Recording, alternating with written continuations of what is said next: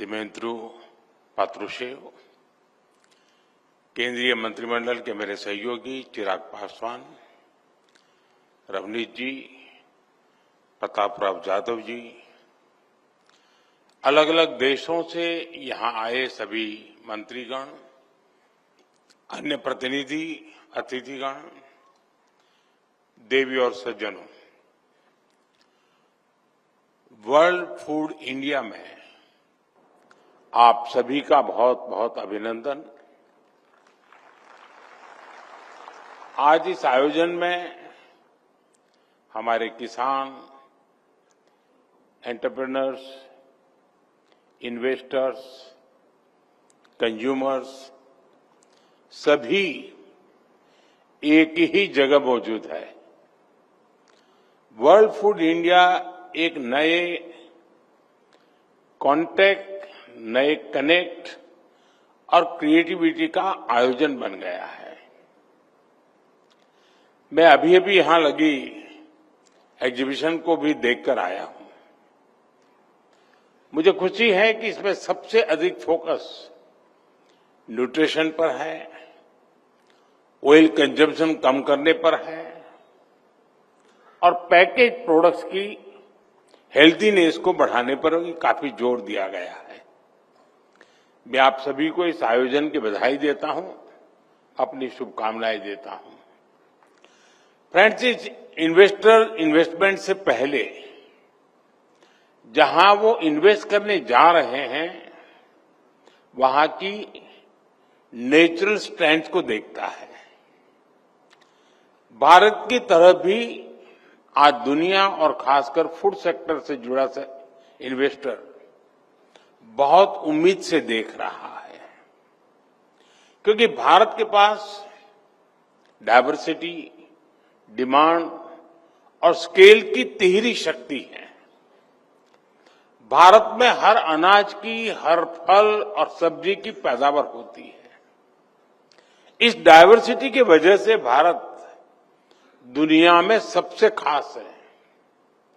हर 100 kilometre पर हमारे यहां खाना और खाने का स्वाद बदल जाता है।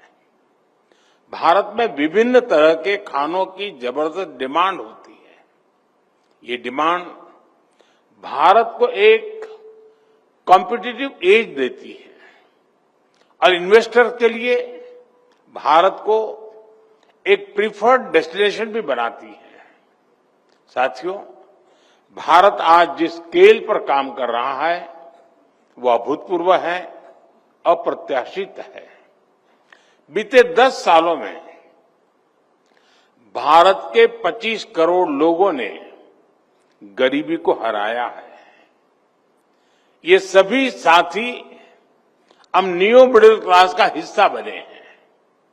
ये नियो मिडिल क्लास देश की सबसे एनर्जेटिक, सबसे एस्पिरेशनल क्लास है।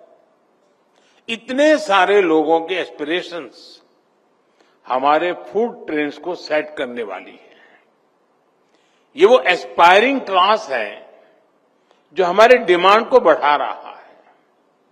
साथियों, आज देश का टैलेंटेड यूथ हर सेक्टर में कुछ अलग अलग कर रहा है। हमारा फूड सेक्टर भी इससे पीछे नहीं है। आज भारत दुनिया का तीसरा सबसे बड़ा स्टार्टअप इकोसिस्टम है और इनमें से कई सारे स्टार्टअप्स फूड और एग्रीकल्चर सेक्टर्स में काम करते हैं। एआई, ई कॉमर्स, ड्रोन्स और ऐप को भी इस सेक्टर से जोड़ा जा रहा है। हमारे ये स्टार्टअप्स सप्लाई चेन्स, रिटेल और प्रोसेसिंग के तरीके बदल रहे हैं।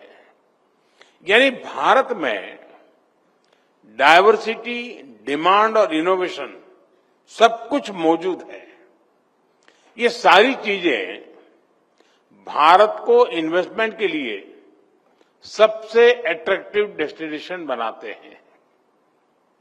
इसलिए मैं लाल किले से कही अपनी बात फिर दोहराऊंगा।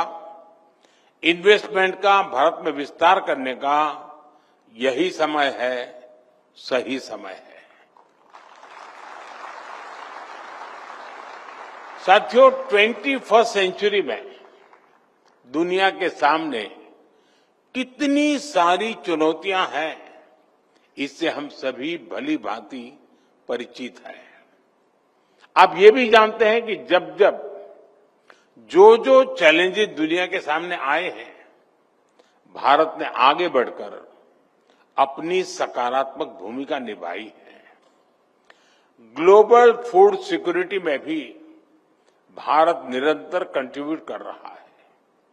हमारे किसानों, हमारे पशुपालकों, हमारे मछुआरों के परिश्रम और सरकार की नीतियों से भारत का सामर्थ्य निरंतर बढ़ रहा है। बीते दशक में हमारे फूड ग्रेन प्रोडक्शन में काफी वृद्धि हुई है। आज भारत दूध का सबसे बड़ा उत्पादक है और दुनिया की 25% मिल्क सप्लाई सिर्फ भारत से होती है। हम मिलेट्स के भी सबसे बड़े प्रोड्यूसर हैं। राइस और व्हीट में हम दुनिया में दूसरे नंबर पे हैं। फ्रूट्स, वेजिटेबल्स और फिशरीज में भारत का योगदान बहुत बड़ा है। इसलिए जब जब दुनिया में फसलों पर संकट आता है, सप्लाई चेन डिसरप्ट होती है, तो भारत मजबूती से अपना दायित्व निभाने के लिए सामने आता है। फ्रेंड्स, वैश्विक हित में हमारा प्रयास है कि भारत की कैपेसिटी, हमारा कंट्रीब्यूशन और अधिक बढ़े। इसके लिए आज सरकार फूड और न्यूट्रिशन से जुड़े हर स्टेक होल्डर को, पूरे इकोसिस्टम को मजबूत कर रही है। हमारी सरकार फूड प्रोसेसिंग सेक्टर को प्रोत्साहित कर रही है। इसलिए इस सेक्टर में 100% एफडीआई की अनुमति दी गई है। इसके अलावा पीएलआई स्कीम और मेगा फूड पार्क के विस्तार से भी इस सेक्टर को मदद मिली है। भारत आज दुनिया की सबसे बड़ी स्टोरेज इंफ्रास्ट्रक्चर स्कीम भी चला रहा है। सरकार के इन प्रयासों का परिणाम भी दिख रहा है। बीते 10 साल में भारत की प्रोसेसिंग कैपेसिटी में 20 गुना वृद्धि हुई है। हमारे प्रोसेस्ड फूड से जुड़े एक्सपोर्ट भी 2 गुने से ज्यादा हो गए हैं।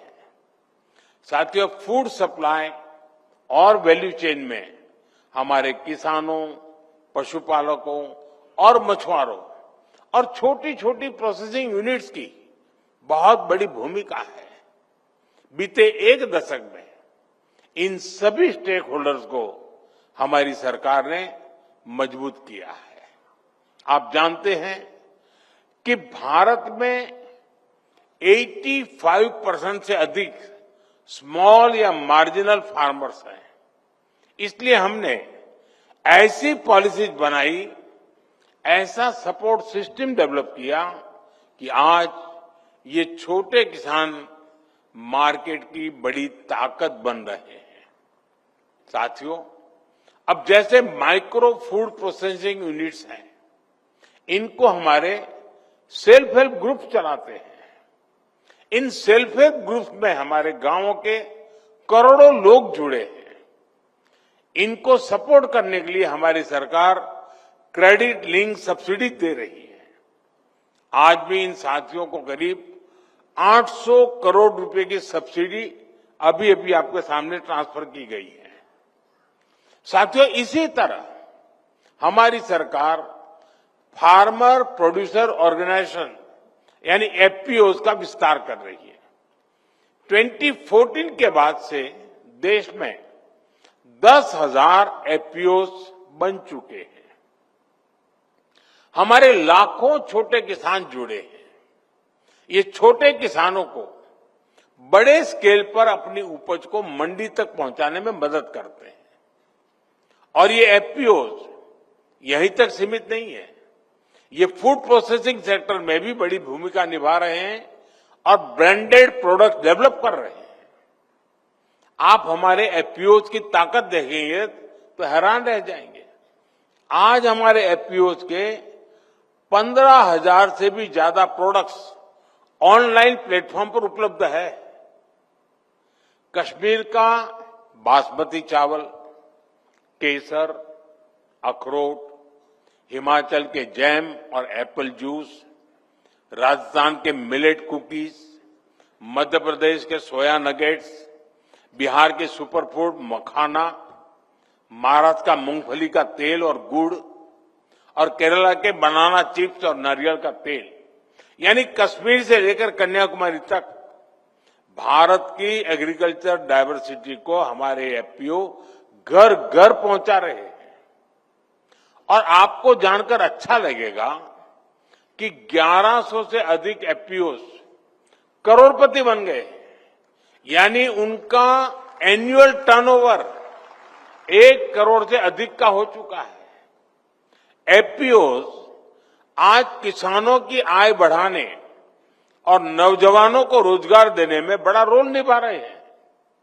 साथियों, एफपीओ के अलावा भारत में कोऑपरेटिव्स की भी बहुत बड़ी ताकत है और ये साल तो इंटरनेशनल ईयर ऑफ कोऑपरेटिव्स का है। भारत में भी कोऑपरेटिव्स हमारे डेयरी सेक्टर को, हमारी रूरल इकोनॉमी को एक नई शक्ति दे रहे हैं। कोऑपरेटिव्स के इसी महत्व को समझते हुए हमने इसके लिए एक अलग से मिनिस्ट्री बनाई है ताकि हमारी पॉलिसीज को इन कोऑपरेटिव की जरूरत के हिसाब से ढाला जा सके। इस सेक्टर के लिए टैक्स और ट्रांसपेरेंसी रिफॉर्म्स भी किए गए हैं। पॉलिसी लेवल पर हुए इस बदलाव के कारण कोऑपरेटिव सेक्टर को नई मजबूती मिली है। साथियों, मरीन और फिशरीज में भी भारत की ग्रोथ शानदार है। बीते दशक में फिशरीज सेक्टर से जुड़े इंफ्रास्ट्रक्चर का हमने विस्तार किया। हमने मछुआरों को फंडिंग सपोर्ट दी, डीप सी फिशिंग बोट के लिए मदद दी। इससे हमारा मरीन प्रोडक्शन और एक्सपोर्ट दोनों बढ़े हैं। आज ये सेक्टर करीब 3 करोड़ लोगों को रोजगार दे रहा है। हमारा प्रयास मरीन प्रोडक्ट्स की प्रोसेसिंग में भी विस्तार करने का है। इसके लिए modern processing plants, cold chain और स्मार्ट हार्बर के जैसे फैसिलिटीज पर निवेश किया जा रहा है। साथियों, फसलों को सुरक्षित रखने के लिए भी हम मॉडर्न टेक्नोलॉजी पर इन्वेस्ट कर रहे हैं। किसानों को फूड इरेडिकेशन की तकनीक से जोड़ा जा रहा है। इससे हमारे एग्रीकल्चर प्रोडक्ट्स की शेल्फ लाइफ बढ़ी है और फूड सिक्योरिटी मजबूत हुई है। इस काम से जुड़ी यूनिट्स को सरकार हर तरह से मदद दे रही है। साथियों, आज का भारत इनोवेशन और रिफॉर्म्स के नए पथ पर अग्रसर है। आजकल हमारे यहां नेक्स्ट जनरेशन जीएसटी रिफॉर्म्स की बहुत चर्चा है। किसानों के लिए ये रिफॉर्म कम लागत और ज्यादा लाभ का भरोसा लेकर आए हैं। बटर और घी पर अब सिर्फ 5% जीएसटी से उन्हें बहुत फायदा होगा। मिल्क कैन्स पर भी सिर्फ 5% ही टैक्स है। इससे किसानों और प्रोड्यूसर्स को और बेहतर दाम मिलेंगे। इससे गरीब और मिडिल क्लास को कम कीमत में ज्यादा न्यूट्रिशन मिलना सुनिश्चित हुआ है। फूड प्रोसेसिंग सेक्टर को भी इन रिफॉर्म से बड़ा लाभ मिलना तय हुआ है। रेडी टू कंज्यूम और प्रिजर्व फ्रूट्स, वेजिटेबल्स और नट्स पर सिर्फ 5% जीएसटी है। आज 90% से अधिक प्रोसेस्ड फूड प्रोडक्ट 0% या 5% स्लैब में है। बायोपेस्टिसाइड्स और माइक्रो न्यूट्रिएंट पर टैक्स कम हो गया है। जीएसटी रिफॉर्म से बायो इनपुट सस्ते हुए हैं। छोटे ऑर्गेनिक फार्मर्स और एफपीओज को सीधा फायदा मिलना तय हुआ है। साथियों, आज समय की मांग बायोडिग्रेडेबल पैकेजिंग की भी है। हमारे प्रोडक्ट फ्रेश रहें, बेहतर रहें, ये जरूरी है, लेकिन इसके साथ साथ नेचर के प्रति भी हमारी जिम्मेदारी है। इसलिए सरकार ने बायोडिग्रेडेबल पैकेजिंग पर जीएसटी को भी 18% से घटाकर 5% कर दिया है। मैं इंडस्ट्री के सभी साथियों से भी आग्रह से कहना चाहूंगा कि बायोडिग्रेडेबल पैकेजिंग से जुड़े इनोवेशन में इन्वेस्ट करना चाहिए और जल्दी से जल्दी हमारे सारे प्रोडक्ट को पैकेजिंग के लिए बायोडिग्रेडेबल की तरफ शिफ्ट कर देना चाहिए। साथियों, भारत ने खुले मन से अपने देश के दरवाजे दुनिया के लिए खोल रखे हैं। हम फूड चेन से जुड़े हर इन्वेस्टर्स के लिए ओपन है। हम कोलैबोरेशन के लिए खुले दिल से तैयार हैं। मैं एक बार फिर आप सभी को भारत में सबसे ज्यादा इन्वेस्टमेंट करने के लिए निमंत्रित करता हूं। इस क्षेत्र में बहुत अवकाश है, बहुत संभावना है।